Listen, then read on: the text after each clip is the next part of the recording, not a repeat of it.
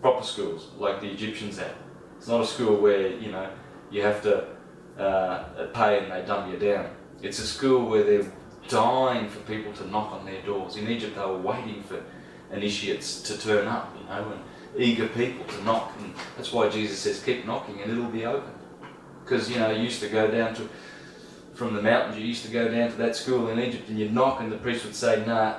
You'd look you up and down and he knew you weren't ready, just the vibration. I could read your face. Yeah, you just go, no, you come back next year. Alright, but you've got to keep on knocking, right? So what's going to happen in the near future is that the vibration to be able to open up the little portals and glands and things that are in us, the senses that are waiting to be opened up. The Egyptians say we have 360 of them that haven't been activated. That energy's coming. That's all it is. Simple as that. The energy, the right energy for us to open up and be multi-dimensional. At least, 5-dimension stuff is coming very soon. At least 4 or 5 dimension, if not more, depending on if you're ready or not. But some people will be ready. Like you said before, the 10% of the Brahminians up here, and then you've got your lower ones. Most of our brothers are down here, Oh, yeah. Yeah, and it's sad because they're good people. Everything is good. Everything has gotten good. Because that's evil is just undeveloped good. So it's sad to see that they'll probably miss the boat this time around.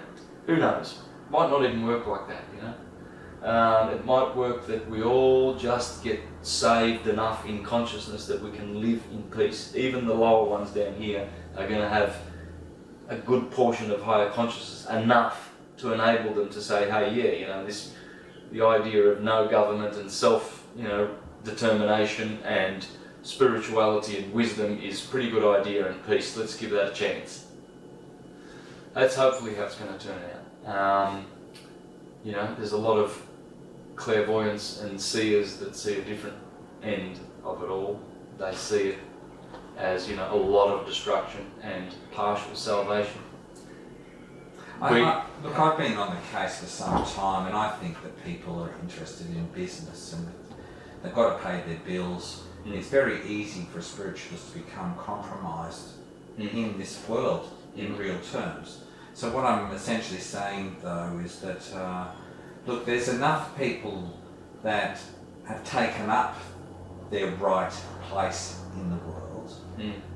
The universe has worked it out, so you've got to study a place, you can have access, all these things, and then you can synthesize it. And we actually all know what these words were. 100 years ago, you couldn't even speak these words, etc. So, if there was one particular thing you'd like to share with an audience, say you could talk to 7 billion people at once, what would you say?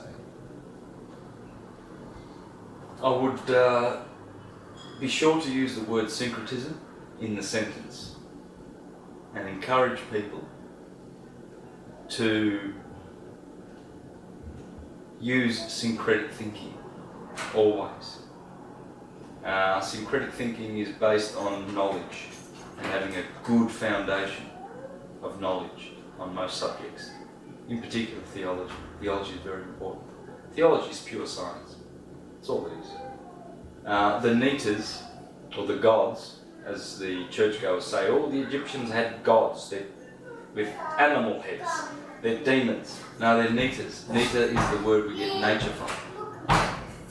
So they are natural nature elements. They're components of nature. That's all they are, aspects of nature. And that's what Ra is. Ra is the rays. You see, the rainbow is the arc of Ra, or the bark of Ra. There it is, the word rainbow. It goes right back to the bark of Ra. It's even in the writing, still in English.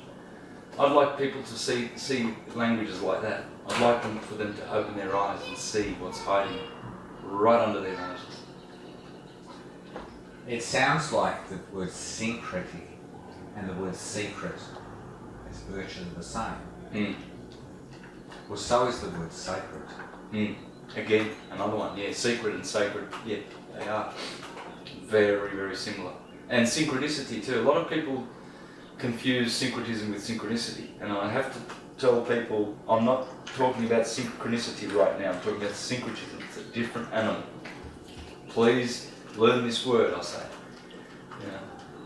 Yeah, that'd be the one, because we've had